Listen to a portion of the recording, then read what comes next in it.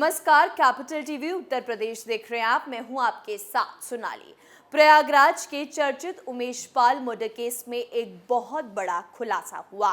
विधानसभा चुनाव में समाजवादी पार्टी का टिकट पाने के लिए एक नेता को 20 लाख रुपए दिए जाने के विवाद की जानकारी सामने आई है। दावा किया जा रहा है कि उमेश पाल प्रयागराज की फाफामऊ सीट से सपा के टिकट पर चुनाव लड़ना चाहते थे। उमेश पाल विधानसभा चुनाव से तकरीबन 8 महीने पहले सपा में शामिल हुए थे। इस रिपोर्ट में देखिए।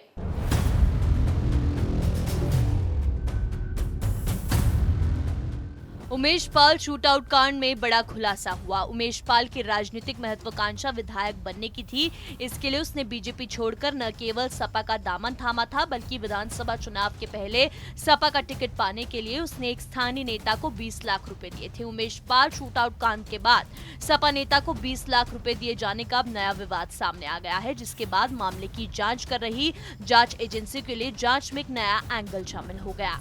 बता दें कि उमेश पाल प्रयागराज की फाफामऊ सीट से समाजवादी पार्टी के टिकट पर चुनाव लड़ना चाहता था।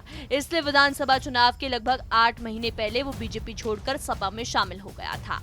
सपा के जिला उपाध्यक्ष राम सुमेर पाल के जरिए उमेश पाल ने सपा ज्वाइन की थी। इसके लिए बकायदा लखनऊ में जाकर सपा ऑफिस पर पार्टी मुखिया अखिलेश यादव के हाथों सदस्यता दिलाई गई थी। इस दौरान उमेश पाल ने सपा मुखिया को भगवान कृष्ण और राधा की एक बड़ी प्रतिमा भी भेंट की थी। उन्हें चांदी का मुकुट भी पहनाया था। सूत्रों के मुताबिक फाफामऊ सीट से टिकट दिलाने के लिए पार्टी के एक नेता ने उमेश पाल से 20 लाख रुपए लिए थे। हालांकि ये रुपए पार्टी फंड में डोनेशन के तौर पर जमा करने के नाम पर लिए थे, लेकिन इस मामले में सपा के जिला अध्यक्ष योगेंद्र चंद्र यादव का दावा है कि सपा किसी नेता से कभी डोनेशन नहीं लेती।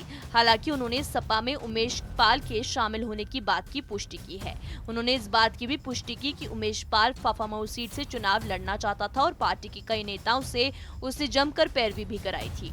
उमेश पाल की हत्या के दूसरे दिन पूजा पाल जब उनके घर पहुंची थी तो परिवार की महिलाओं के तीखा विवाद भी हुआ था।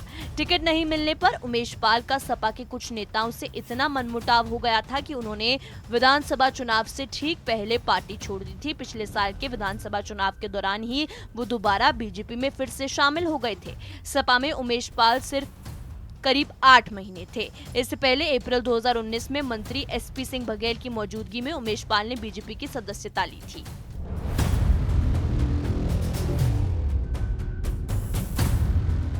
उमेश पाल को उम्मीद थी कि पार्टी फंड में 20 लाख रुपए दिए जाने के बाद उसे फाफामऊ सीट से टिकट मिल जाएगा, लेकिन फाफामऊ सीट का जो भी समीकरण था वो ब्राह्मण, पटेल या फिर मुस्लिम के पक्ष में था, जिसके चलते पूर्व मंत्री अंसार अहमद को समाजवादी पार्टी ने अपना उम्मीदवार बनाया, जिसके चलते उमेश पाल की उम्मीदों को तगड़ा झटका लगा था।